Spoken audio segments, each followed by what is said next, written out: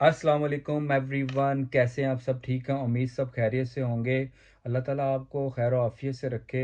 So we are here to talk about bank statement. किसी भी किस्म का आपने वीज़ा अप्लाई करना है यूनाइटेड किंगडम के अंदर, तो आपको बैंक स्टेटमेंट कैसे मेंटेन करनी है। I am gonna explain it to you everything step by step. Specially I am gonna talk about tier 4 student visa, जो कि ग्रेजुएट स्कीम कहलाएगा आने वाले टाइम में। तो स्टूडेंट्स के पास ये अपॉर्चुनिटी होगी कि वो अपने आप को सेटल डाउन कर सकते हैं यूके के अंदर आफ्टर फिनिशिंग देयर डिग्री। मैं ये वीडियोस बार बार इसलिए बना रहा हूँ ताकि लोगों में ये थोड़ी सी अवेयरनेस है कि ये अपॉर्चुनिटी स्टूडेंट्स के लिए पहले यूके में नहीं अवेलेबल थी। 2012 में ये सब कुछ बंद हो चुका था। Now they gonna open the door for United Kingdom for international students. तो ग्रेजुएशन ख़त्म करने के बाद you can try to settle down yourself in United Kingdom.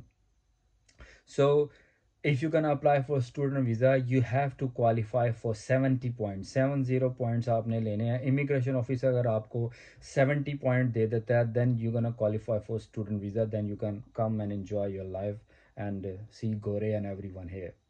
So, 50 points आपको तब इमिग्रेशन ऑफिसर देता है जब आपकी यूनिवर्सिटी आपको कैश लेटर इशू कर देती है, यानी कि you are welcome to your university. वो एक आपको लेटर देते हैं जिसको कैश लेटर कहते हैं।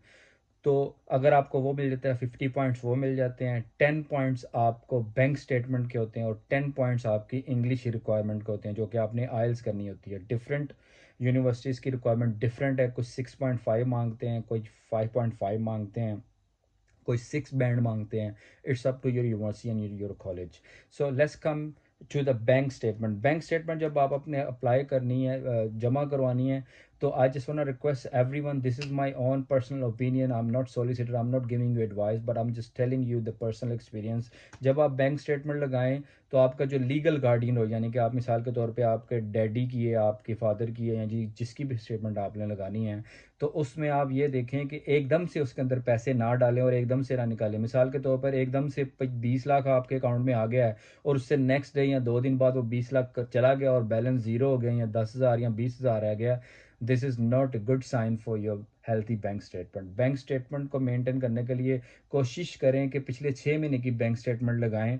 जब आपने बिजनेस कह रहा हूँ, विजिट वीज़े के लिए जब आपने अप्लाई करना है, तो उसकी भी इसी तरह सिचुएशन है कि कोशिश करें कि अपने प्रीवियसली 6 मंथ की बैंक स्टेटमेंट साथ लगाएं।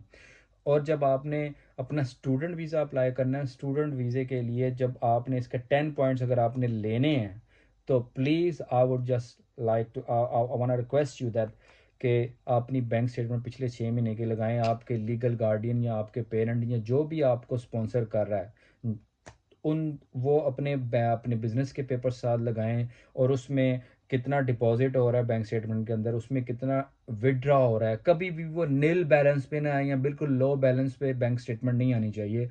Is gonna be a problem for you. तो आप कोशिश करें कि में उसको बैंक स्टेटमेंट को मेंटेन रखें और बिल्कुल एकदम से ज़ीरो बैलेंस में ना जाएं।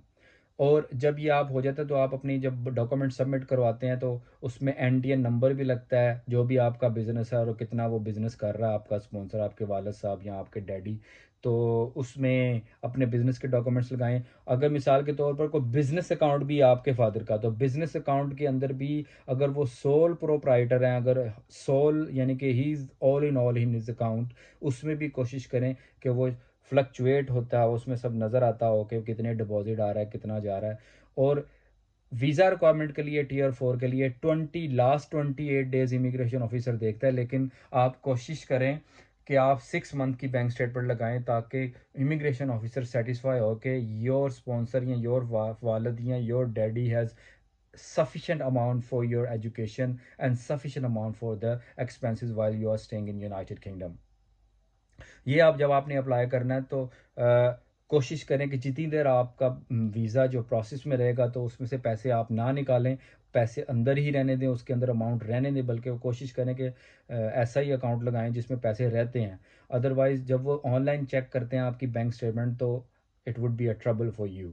सो try to maintain your bank statement for 6 months and don't do any rush thing, यानी कि एकदम से पैसे निकाले, एकदम से डाले, इससे कोई बड़ा अच्छा इंप्रेशन नहीं पड़ेगा आपका। तो इमिग्रेशन ऑफिसर आपको 10 पॉइंट्स तभी देगा जब आप پراپر طریقے سے بینک اسٹیٹمنٹ مینٹین کر لیں گے. ہوپ فلی دس ویڈیو گنا ہیلپ یو. میں انسانیت کے ناطے لوگوں کی ہیلپ کرنے کی کوشش کرتا ہوں, تھوڑا گائیڈ کرنے کی کوشش کرتا ہوں, کیونکہ جو لوگ یہاں پہ اسٹوڈنٹ ویزے پہ آتے ہیں وہ بہت زیادہ سفر کرتے ہیں, میں بھی ان میں سے ایک ہوں. تو میں کوشش کرتا ہوں کہ اس میں کسی کا بھلا ہو جائے. تو please if you are watching my videos, please like and share with your family and friends, and love and support for those people those are sharing and giving me love for these kind of videos. Thank you so much for watching. Thank you so much watching for video. And اللہ تعالیٰ آپ کو اپنی حفظ و امان میں رکھے. Best of luck for your visa and best of luck for your future. Thank you so much.